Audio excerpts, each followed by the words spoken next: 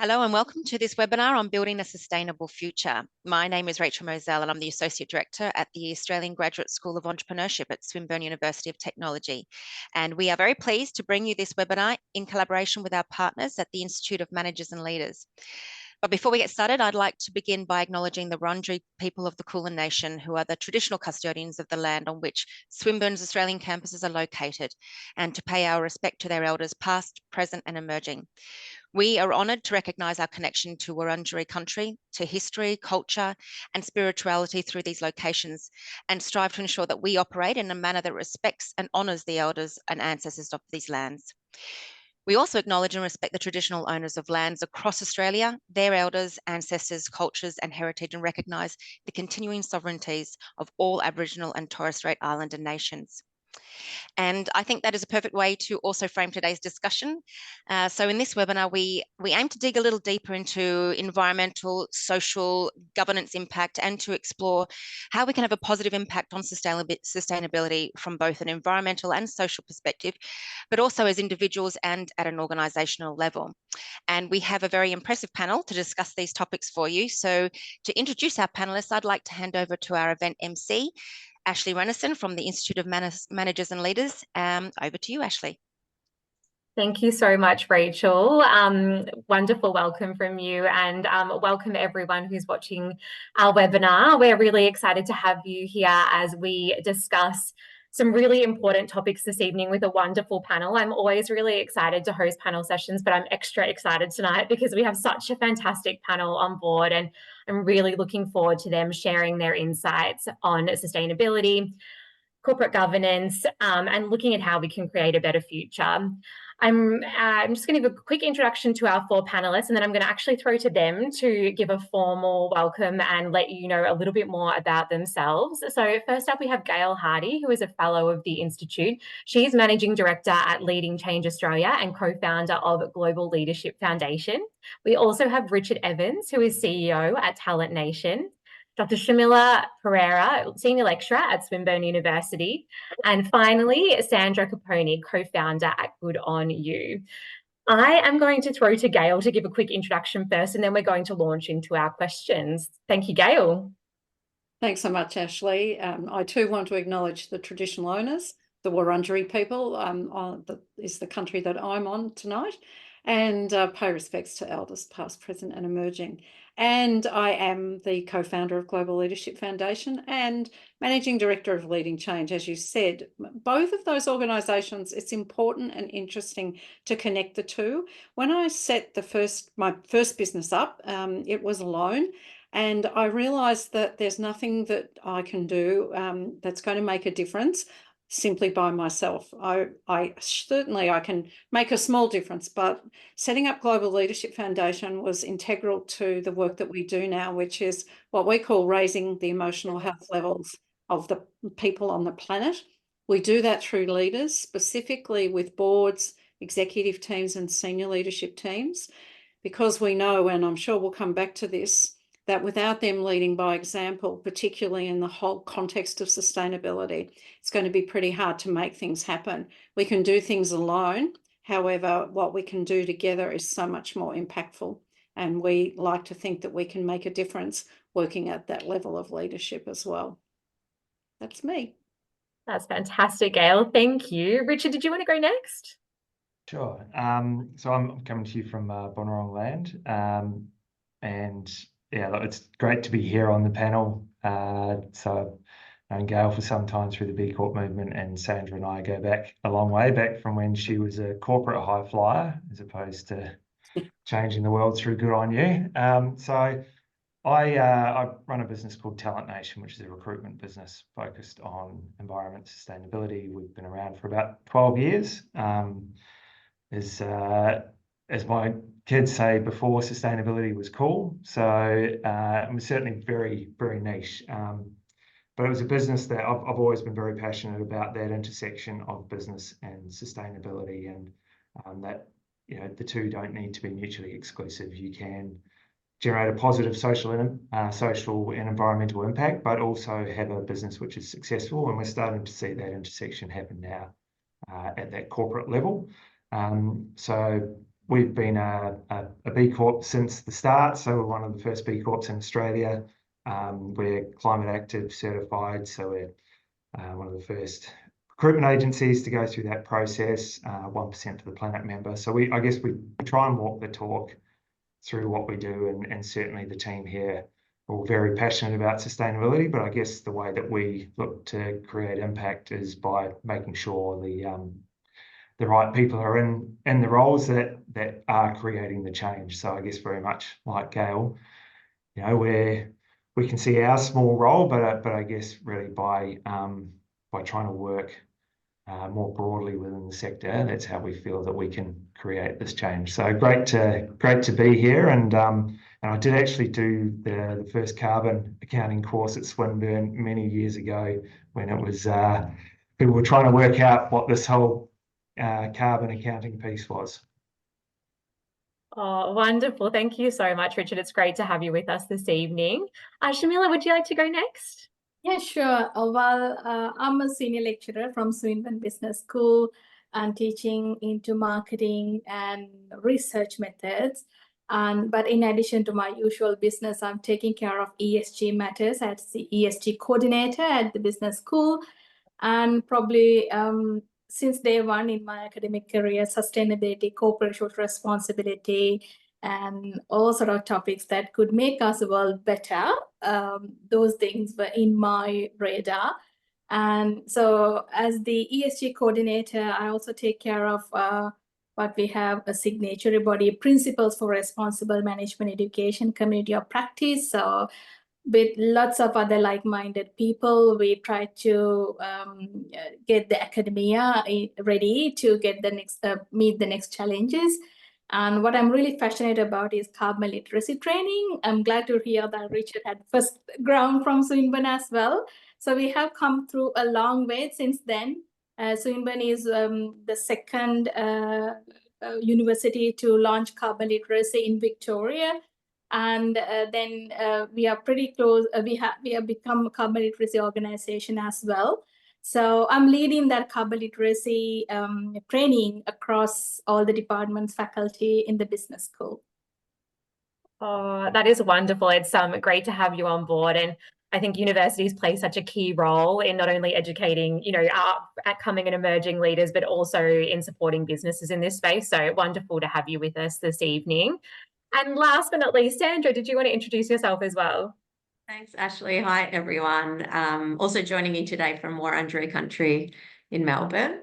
Thanks for throwing back to my corporate career, Richard. I did work for many years in the big bad world of banking, and I became, I guess, very interested in sustainability in big business and just how powerful businesses could be in creating positive environmental and social change, so long as we're moving money, capital in the right direction and towards the right things. And I guess that also sparked my interest in the role that we all have as individuals, as consumers, as purchasers of goods.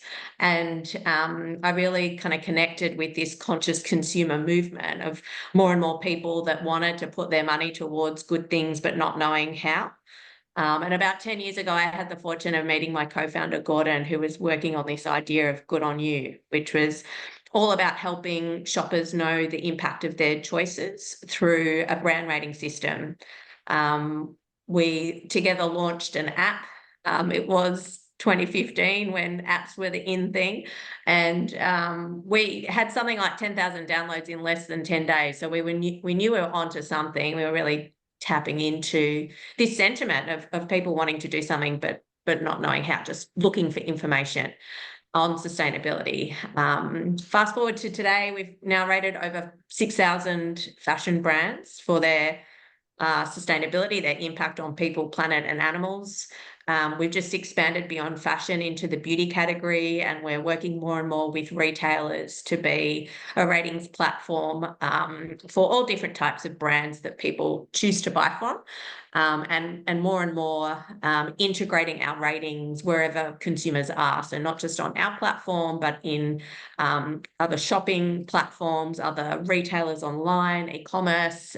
We've got a cool partnership with Microsoft Bing. So yeah, really excited about, I guess, the reach and the impact we can have through these corporate partnerships. That's wonderful. Thank you so much, Sandra. Such an interesting journey. And I think, as consumers are becoming so much more conscious about what they're purchasing, I can see your organisation is going from strength to strength. I'm going to kick things off with a question. I might direct this to Gail in the first instance. This is one that's quite close to our hearts, given that we are the Institute of Managers and Leaders. But what role does leadership play in driving cultural changes towards sustainability within organisations? And do you have any success stories that you've seen where sustainable initiatives have led to really positive change within organisations? Yes, I do. I have a great story, and it's very timely from a perspective of energy. So our work, as I said, is generally with senior leaders in organisations, and we have a particular opportunity to take leaders into remote environments for reflection, for development work, and also to better understand the different ways that people engage and lead. And we happen to have in two different programs the opportunity for the managing director of an organisation that makes barbecue fuel, and you will find it on the shelves in your local supermarket. And they were extracting carbon and extracting from briquettes down in Morwell, and really part of the energy sector, doing a lot of what now they would even say themselves as damage. And when we got to the Solomons, in both cases, both the managing director at the time and the other one who was chair of the board were overcome and struck by the amount of plastics and bottles and you name it. It's not an easy space to sit in terms of pollution and rubbish in waterways, in the ocean. And the whole conversation came about in terms of sustainability. Really interesting topic when you're sitting extracting carbon from briquettes. And as the conversation turned, there was a discussion around coconuts, because one of the things that you'll see in every Pacific island is a plethora of coconuts. And by the time the 7 days in the Solomons had finished, both the chair in his work and the managing director had come back with a completely different perspective on what it meant to be sustainable. They've now researched and investigating and have a whole process that's happening now to turn coconuts into barbecue fuel. They've reduced their carbon footprint. They've reduced the way they extract what they extract, and they're moving towards sustainable fuel. And I'm not going to say that it was just 7 days in the Solomons that did that, but one of the things we know is when you're confronted with something that's outside your first world problems, you start to really see things differently. And we know the concept of stewardship is really hard to hold if you're not with people who are experiencing the outcomes of what you do. So for us, while it isn't a cure-all, what we know is that when we're in a space of reflection, when we're in a space to see what else is possible and what is occurring in the way that the environment and the lack of effort that goes into sustaining an environment like the Solomons, and not because of their lack of wanting to, it changes perspective. And so for us, without leadership, without a change of perspective, without somebody saying this is not good enough, then it's very hard. And it can happen, but it's a much harder process when you don't have leaders in the play. Yeah, that's such a fantastic example, Gail. And yeah, I'm never going to be able to look at barbecue fuel the same way ever again after hearing that story either. That's incredible. Shamila, you are educating a lot of leaders in this space. Do you have any insights to share around how the important role that they play in driving the cultural shift within organisations, or any success stories that you'd like to share? Yeah, definitely. I'm so proud to share the story of carbon literacy at Swinburne Business School. And a bunch of us, 4 of us actually, volunteered to run carbon literacy training after receiving training from Carbon Literacy Project UK.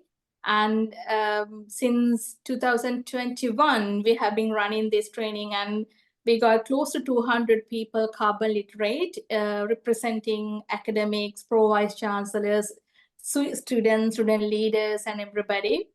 And at the end of the training, they pledge to reduce carbon emissions at individual level as well as collective level.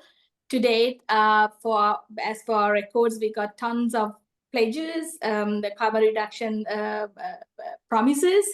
And not only that, it's pretty much a bottom-up approach. So all the individuals, participants commit to initiate some more projects to around their workplaces, departments, and teams involving other people to reduce carbon emissions. So it's a very sort of fulfilling journey to see academics going on and developing curriculum based on that, initiating some more projects, and most importantly, talking about the leadership. Since day one, we had support from our dean, and in fact, they went on getting the carbon literacy certificate and ready to get this change done. As a result of that, Swinburne Business School has been accredited as a carbon literate organization, and now leading all the business schools in Australia to disseminating carbon literacy and involving deans and all the other business schools to get more sort of strategic actions on climate action, especially what we can do at the education space, and building that future leadership of our students, most importantly, through this bottom-up approach. So yeah, if anyone would like to know more about it, you can let me know, and I'm happy to share more information about it.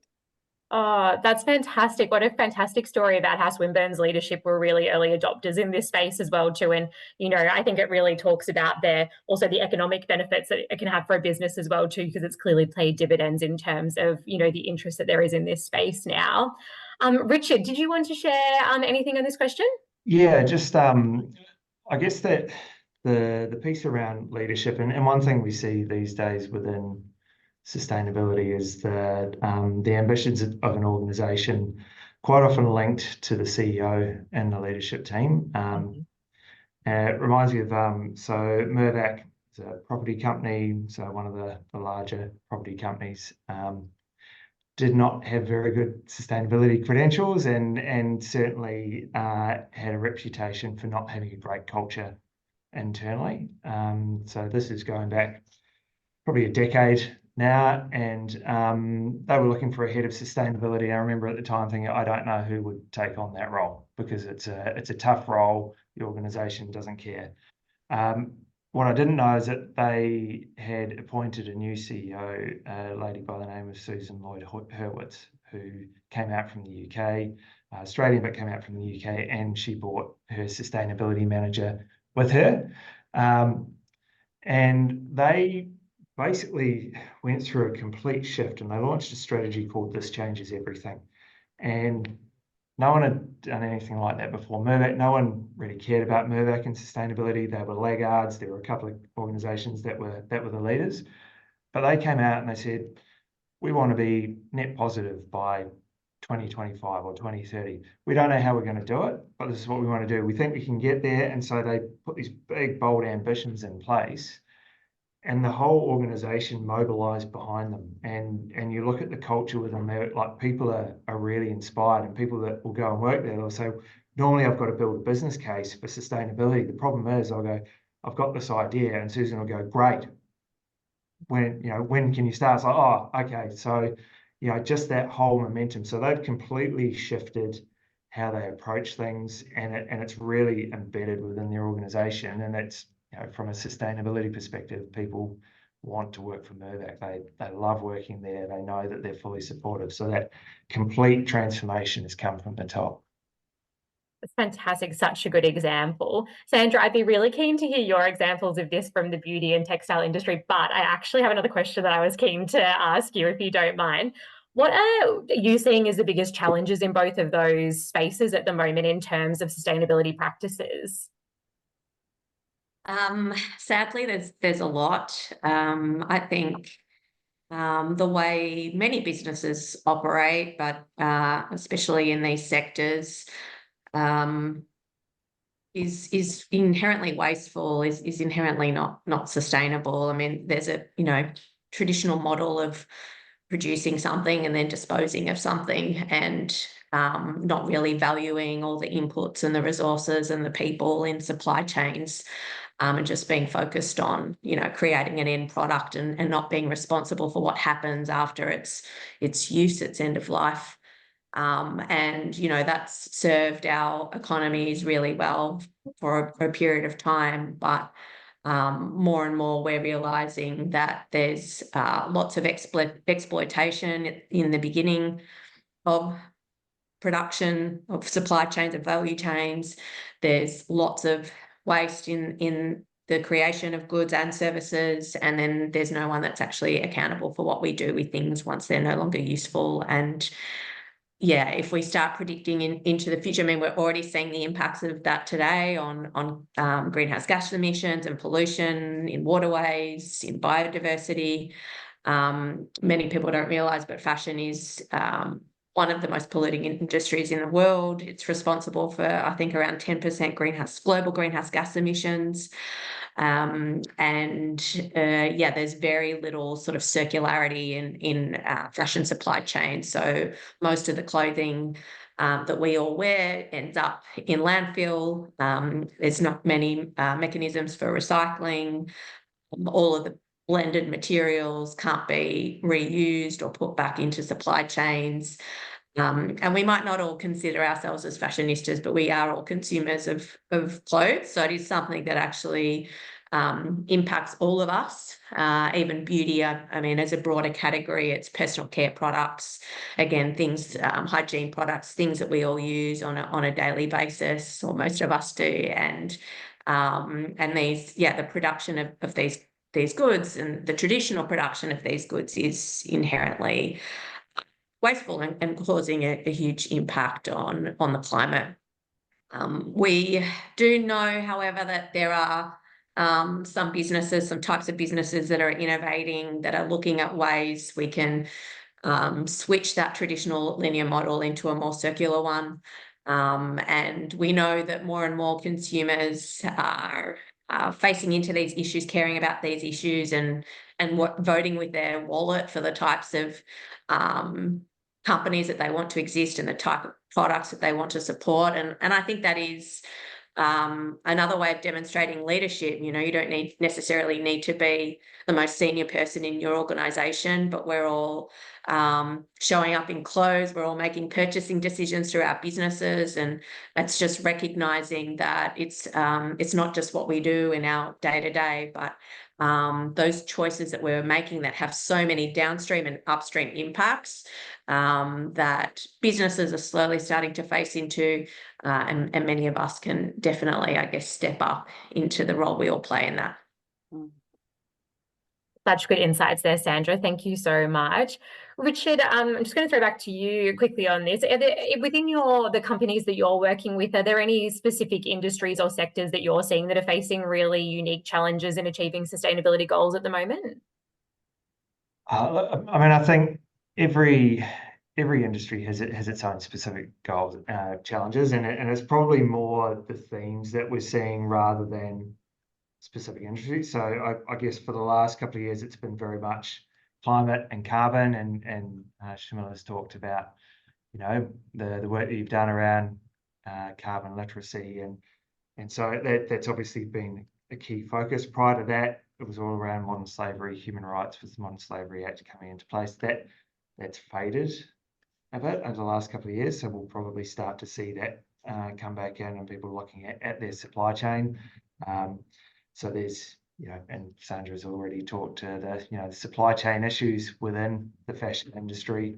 Biodiversity is obviously the next cab off the rank, in terms of looking at things like TCNFD.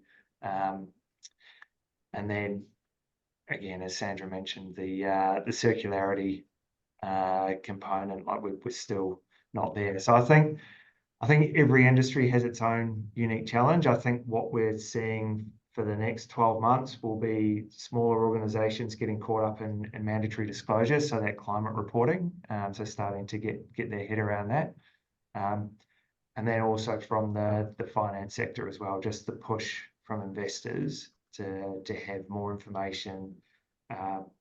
And again, even platforms like Sandra, where providing that data and information, like there's this thirst for information at the moment and good quality data, and that's probably the thing that most organisations are struggling with, is like, how do they get their hands on the correct information so that when they're presenting a narrative externally, that it's accurate, they're not going to be accused of greenwashing.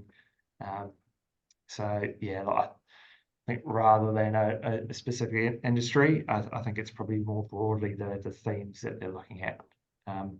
I was keen to kind of ask, I know it's out of sync, but ask Sandra around, because I always look at like education as a big piece, and I don't mean education as in the tertiary sector, but education of the broader community, because it's very often easy to think, well, we're in this bubble and everyone thinks like me and they're going to make sustainable decisions, and often it's the education piece that's missing. And I think platform like Good On You obviously does a great job of it's an easy resource for people to go to. Like, how do you see the role of kind of educating to I guess expand the reach, Sandra? Yeah, I think education is so important in terms of making people more aware of the issues, but there is also a fatigue, among us that work in sustainability, and then those outside that are just already feeling overwhelmed with so many issues in the world and not feeling empowered to do anything about it. So it's sort of easier to push things aside. And that's why I think you actually touched on what maybe is more important, and that's information and making the right information available in an accessible, easy way that's not about making people feel more overwhelmed and guilty, but just giving them things that they are looking for. The same for businesses, having access to supply chain data to enable better decisions, better reporting to stakeholders is just as important as it is for consumers. And how good would it be if sustainability information was there whenever you were making a purchasing decision? But it's not. So instead we're saying, well, consumers need to be educated more on all the problems of the world. Partly yes, but actually also serving that up in a way that can be actioned is, I think, even more powerful. Ashley, I may need to add a little bit there following Sandra's point regarding education. When I first did the carbon literacy from Carbon Literacy Project UK, being a research in sustainability, I thought I knew it all. But when I did the training, I realized how much more to do. And most importantly, the decisions we make everyday basis, food, transport, and everyday things, simple things. That program showed me some simulations, calculations, that how much I can reduce everyday basis.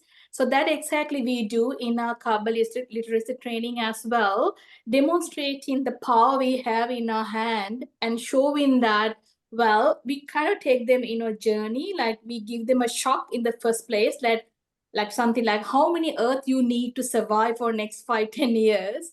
And then give them the power with information, as in not necessarily all the complex information, but how much they can contribute in terms of reducing carbon emissions through everyday practices. And that empowerment activate people to go and do bigger things after that. That's beyond our training programs as well. And Ashley, I'm going to add to this too. Please.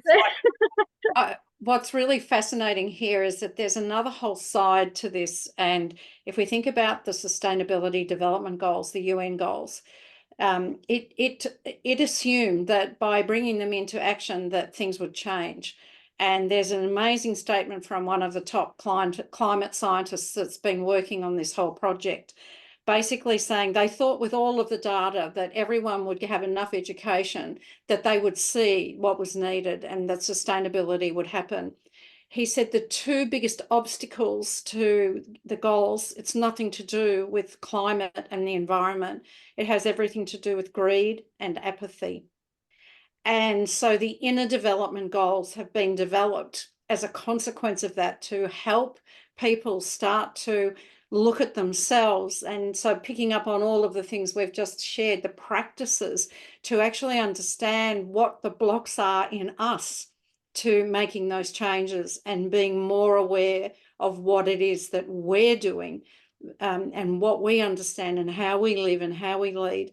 And I just think sometimes it's really easy to look at all of the systems and think, you know, we just need more education. But when you hear that apathy is one of the biggest obstacles, it's hard to say we're just giving people more education. So it's a really interesting and challenging space right now.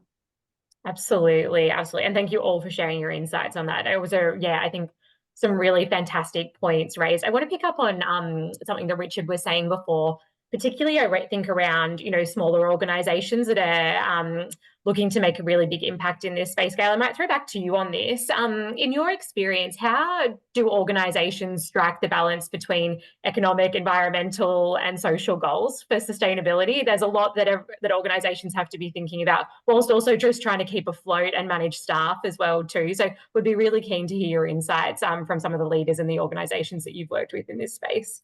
And I think I'll go back probably to Richard as well with this, because B Corp is probably the best example I can give. We're a no employee organisation, so we work with a whole group of people, but we employ no one, and that was intentional from the start. And so then to think, if we're a no-person organisation and we want to make a difference on the planet and we want to show people that somehow, and what we use our profit for goes into a philanthropic fund every year for the development of leaders in community. So how do we then balance our economic development, and how do we have policies when there's no employees? So it's been a really interesting journey, because you can get caught up in saying, oh, this has got nothing to do with me because we're making no impact. And yes, we are making an impact, and we're being measured on the impact we make. And so even a small organisation can make a big difference by exploring what impact we are having. And Sandra pointed out, we all wear clothes, we all buy food, and what difference can we make in doing that? So I don't think we want to get caught up in the bureaucracy of all of the issues that come with accreditation, but stop and reflect, and even just use the B impact assessment to see where you are and what you can do differently, because there's lots and lots of small businesses that are certified and doing amazing work. So we don't want to let our size get in the way of making a difference. Richard, did you have anything to add to that? Sure, yeah, and the B Corp, they're great people as well, aren't they, Gail? They are. They are, it's inspiring the organisations that are actually in the community and the work that they're doing. I think that balance between economic, environmental, and social is something that sustainability was always seen as a cost. You know, it always used to be within an organisation, you go, right, okay, well, we're going to buy green power and that's going to cost us more. And so it was always a cost item in a business. And I think when the sustainability manager would come into it, it was always like, all right, okay, well, how much do you need? And there is still that stigma there that organisations do see it as a cost. And for some things, absolutely there is. But I guess if you can pivot it into value creation and look at, okay, well, yes, it's a cost. So you look at things like energy efficiency, and okay, we would talk in terms of payback and say, okay, it would take 7 years to pay back the cost of the panels, but it doesn't stop generating returns for you at that point, so that it is something that continues on. And Mike Cannon-Brooks has talked about that in terms of panels. It's like an investment that keeps on giving. But I think it's the lens that you look at it from, because if employees want to work for organisations that are socially responsible, they don't want to work for an organisation that's building a new coal mine. They don't want to work for fossil fuel companies that aren't considering a net zero pathway. They want to actually be able to talk to their friends and say, I work at this company. And so from an employee perspective, and actually maintaining staff and that motivation and productivity, like, you need to have that platform looked at. As Sandra said, from a customer perspective, like, people are voting with their wallets and buying ethical products. So there's a premium around that. From a construction perspective, they're trying to get to net zero in buildings, so green steel. And so all of a sudden, these things that there was a cost associated, they go, okay, we can generate more value from it. And if they're not looking at it now, it's going to impact them down the track. You look at the carbon offset market, and organisations are trying to build carbon businesses and invest in projects, long-term projects, because they know in 10 years' time they're going to need to buy offsets, and they can't afford it. So because it's the value of them is going to increase. So it's that the ability to put environment and social issues into a commercial lens, that's where you see that real transformation happening, and that's why we're starting to see it get embedded in organisations and becoming a pillar. And the terminology of organisations moving from their mission, which is almost kind of militant in its approach to their purpose, and okay, what are we actually here to do, and what does the workforce gather behind to get things happening. Fantastic, Richard. Thank you. And Shamili, you'd probably be seeing this a lot in students that are entering the workforce that you're teaching, in terms of them really wanting to work for companies that do have that purpose. Definitely, yes. I think many of our academics, my colleagues in the business school, we got that pushback from the students, like, okay, give us that insight, give us that sort of, we used to see sustainability and those topics as towards the end of the semester, tiny bit of module, but now obviously it has come to a mainstream. And again, at business school level, we have certain reports, legislations, requirements as well. So on that note, certainly we are meeting the students' requirements to be ready with that necessary knowledge to be employed by responsible organizations as well. Yeah. Fantastic. That's great to hear. I think we're in very good hands with the students of the future, it sounds like. I just want to touch on technology, because it plays such an important role in this space. Sandra, I was wondering, do you have any examples of organisations that you're working with through your company that have been able to use technological advancements to really drive positive change within their organisations in these spaces?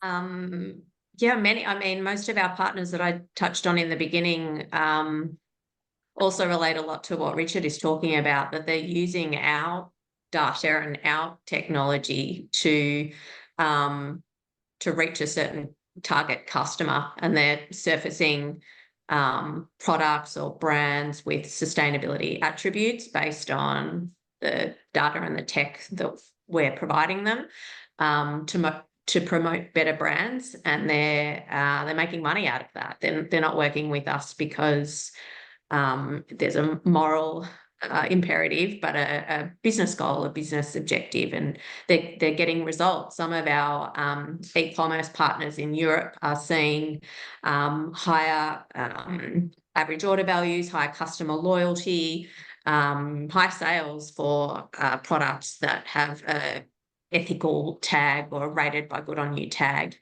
And so, yeah, I mean, that's all underpinned by tech allowing that stuff to happen more easily, more quickly. Tech is, I mean, can be defined really broadly. I think also many of the challenges that we were talking about earlier, everything from reporting through to what materials are being used and sourced, and how people are being treated fairly and empowered to be more productive. Often there's great tech solutions out there that big business, that academia, that all governments can maybe be more proactive in sourcing. We're seeing, you know, heaps of innovations in terms of more or lower impact materials that don't use toxic chemicals in their production, that are made to be able to be recycled or can be made to order. So lots of innovations that, again, tech, maybe not traditional info tech, but different types of innovation tech are driving, and will be so critical to actually tackling these big challenges.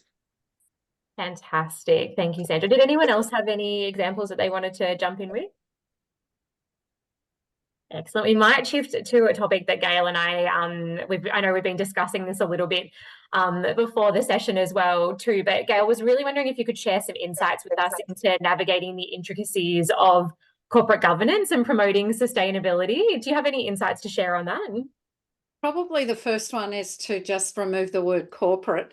It makes it sound as though the only people that are going to be governed in some way, shape or form are the public entities and corporations. So that's where corporate governance lives. But governance itself it's a broader concept that you can apply to any organisation. And it's all about the sets of relationships you have with management, with the board, with the stakeholders or shareholders and other groups of people around it. And I was reflecting on the voluntary nature, thinking about Richard mentioning, you know, we're going to be reporting now on what it is that we're doing around the whole climate adventure. And I'm already hearing organisations and rightly saying it's, you know, it's going to be expensive, it's too hard. What we're not talking about here is a reporting system. We're talking about working with the planet to actually make it more sustainable. And we forget that. It's like this sense that that governance moves us into this space of compliance of, oh, we've got to think about the relationships between here and here and here, or we've got to make sure we audit this, this and this, rather than actually looking at the big picture and the purpose behind what the mechanism is for. So for me, the dilemma around navigating governance, the intricacies of it at the moment is that people use it as a bit of a fallback problem rather than looking at it as a way of achieving an end result. And I'm really concerned about the way that we're introducing the sorts of compliance pieces at the moment, because as it was already said, people are just going to say, oh, here's another cost. Here's something more we've got to pay money for. We can't afford to do that. Oh, let's just, and it will be, instead, it'll be greenwashing again. It'll be another form of something, because we're trying to work our way around it, rather than starting with the premise that this is going to make a difference to the planet.